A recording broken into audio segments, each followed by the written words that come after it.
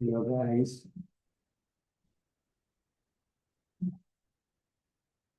here the question equilibrium chapter का question है हमारे पास।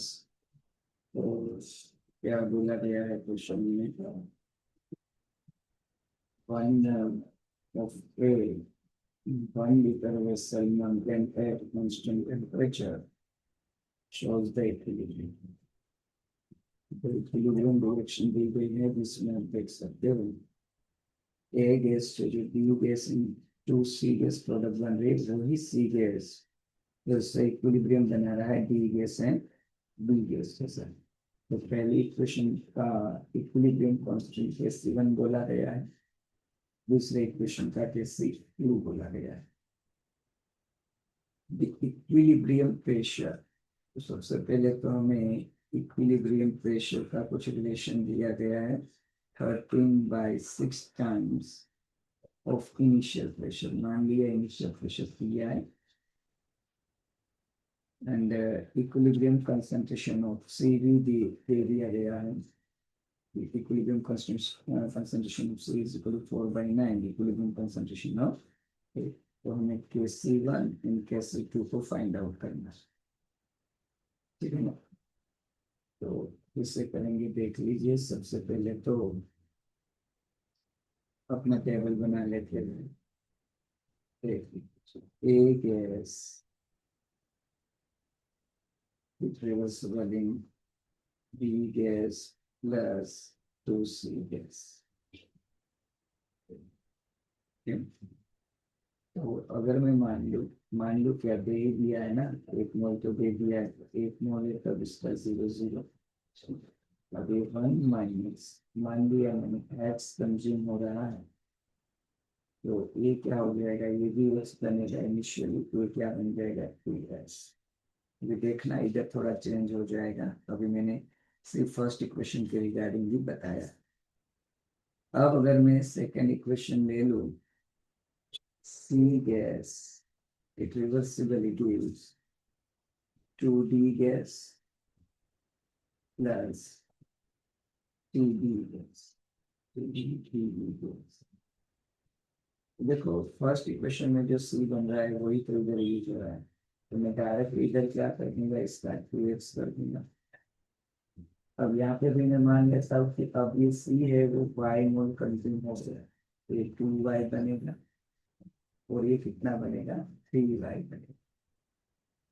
लेकिन देखो तो कुल मिला के इक्विलिब्रियम में बी कितना होगा, एक्स तो है ही और 3y इधर बना, तो इधर भी x प्लस 3y लिख सकते हैं। इधर भी क्या हो गया x प्लस 3y, बिल्कुल ऐसा। ये 2x, लेकिन बाद में 2x में से y मल कंज्यूम हो गया, तो एट लास्ट ओवरऑल इक्विलिब्रियम क्या बचेगा 2x माइनस 1। तो कुल मिला के हमारे पास at equilibrium A gas 1 minus x रहेगा, डी हो जाएगा x प्लस 3y, डी हो जाएगा 2x माइनस वाई, और डी क्या रहेगा 2y रहेगा। ओके, तो अगर मैं टोटल मोल्स एट इक्विलिब्रियम बोली, टोटल मोल्स एट इक्विलिब्रियम, तो क्या हो जाएगा, सभी का सम। ए का कितना है 1 माइनस एक्स, डी का कितना है अपने पास x प्लस 3y, सी का कितना है 2x minus 2y, and D का कितना बचा 3y। 1 minus X plus 3y, 2x minus Y 3y। तो ये जब सॉल्व करोगे तो क्या मिलता है हमें, ये बचेगा 1 प्लस एक्स, एक्स कट हो जाएगा तो 2x रहेगा ना, तो ये हो जाएगा अपना 2x प्लस, चलो x कट कर दिया, 2x वाला हो गया 5y माइनस वाई, तो कितना बचेगा 4। तो इतने जो मोल्स है वो एट इक्विलिब्रियम हमारे पास बचे हुए हैं, ठीक है ना, 1 + 2x + 4y। अब देख लीजिए कांस्टेंट टेम्परेचर T बोला गया है, ओके, वॉल्यूम भी गैसेस रिएक्शन है तो कांस्टेंट वॉल्यूम होगा ये 1 लीटर। ओके, तो अकॉर्डिंग टू पी लियोनार्डी क्या मैं डायरेक्टली लिख सकता हूँ पी प्रोपोर्शनल टू एन, क्योंकि वी कांस्टेंट हो गया, आर कांस्टेंट हो गया, पी कांस्टेंट। तो अगर मैं इनिशियल प्रेशर बोलूँ तो इनिशियल मोड्स तो हमने कितने से स्टार्ट करा, एक मोड से, जो ऑलरेडी क्वेश्चन में भी दे दिया है, पी आई। तो पी एट इक्विलिब्रियम में क्या लिख सकता हूँ, इक्विलिब्रियम टाइम पे मोड कितना मिला हमें, 1 + 2x + 4y, कितना हो जाएगा, ठीक। लेकिन अब देख लीजिए, तो मैं डायरेक्टली क्या लिख सकता हूँ कि इक्विलिब्रियम पे ये 1 + 2x + 4y, ये मैं डायरेक्ट, ये रिलेशन तो दिया है ना।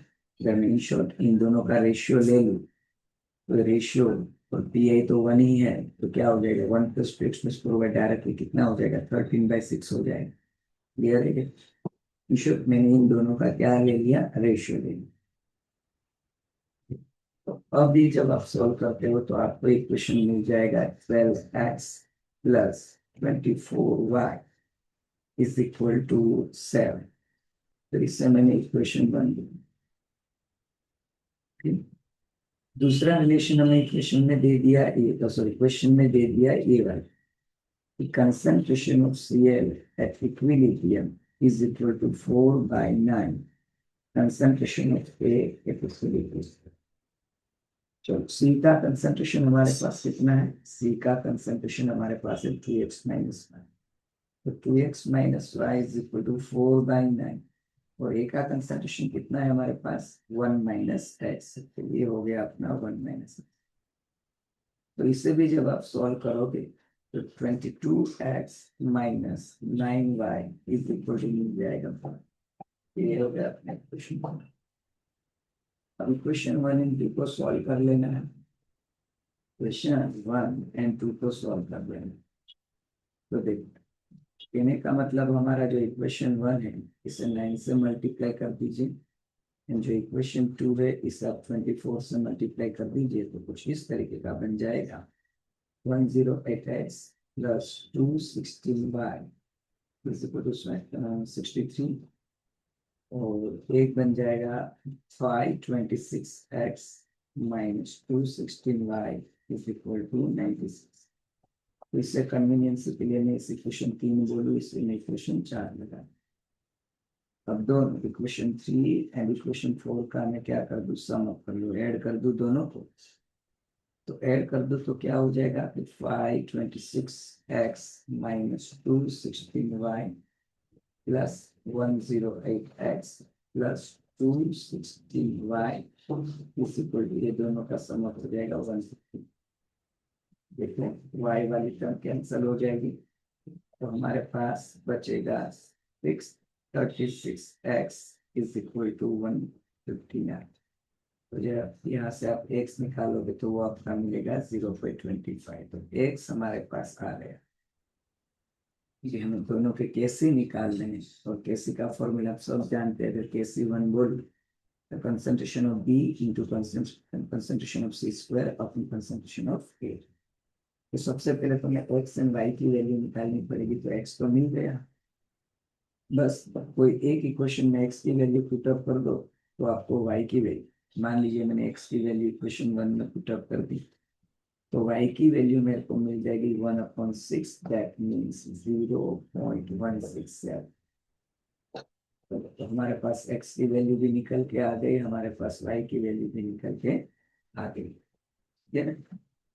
तो अब क्या करो, अब चार ABC चारों का आप निकाल लीजिए कंसेंट्रेशन। चलो, तो ए का कंसेंट्रेशन क्या है, 1 - x, बस x का वैल्यू पुट अप करो, 0.25, तो ये आ गया आपका 0.75 मोल, मोल में।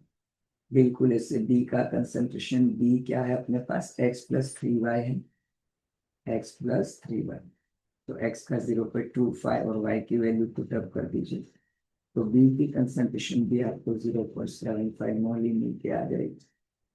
सी का निकाल लीजिए, सी अपने पास है 2x - 1, तो सेम एक्स एंड वाई की वैल्यू पुट अप करो तो सी का वैल्यू मिल जाएगा 0.333 मोल।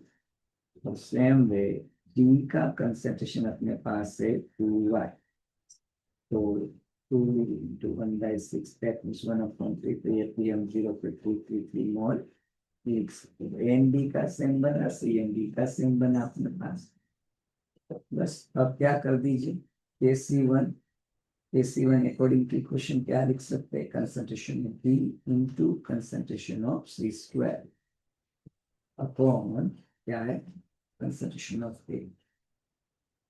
तो बी का आ गया 0.75, सी स्क्वायर दैट मीन 0.333 स्क्वायर कर दिया मैंने। ए बी क्या है 0.7, तो बचेगा 0.333 स्क्वायर, तो वो हो जाएगा 0.11088। ये अपना क्या आ गया, केसी आ गया जो आपको पूछा गया है, और एक बार अभी KC2 पूछा है।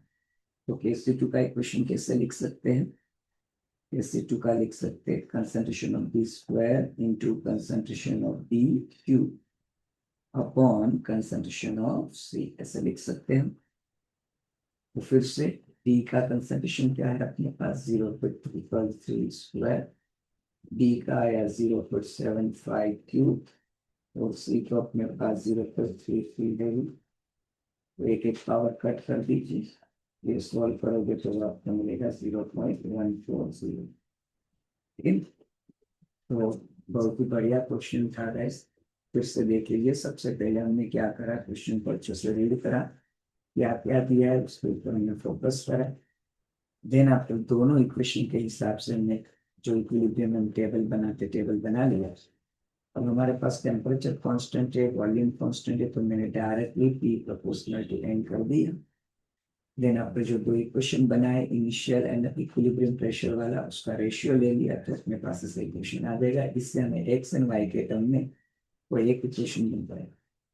दूसरा जो रिलेशन दिया है concentration of C and concentration of A equilibrium time, वो रिलेशन से हमने दूसरा इक्वेशन बना दिया, दोनों इक्वेशन को सॉल्व करा तो हमारे पास एक्स एंड वाई आ गया। And then after X and Y से हमने ए बी सी डी चारों के लिए कंसंट्रेशन का आ दिया।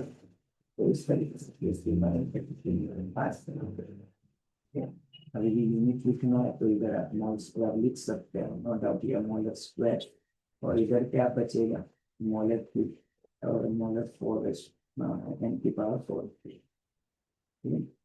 Thank you guys, thank you so much.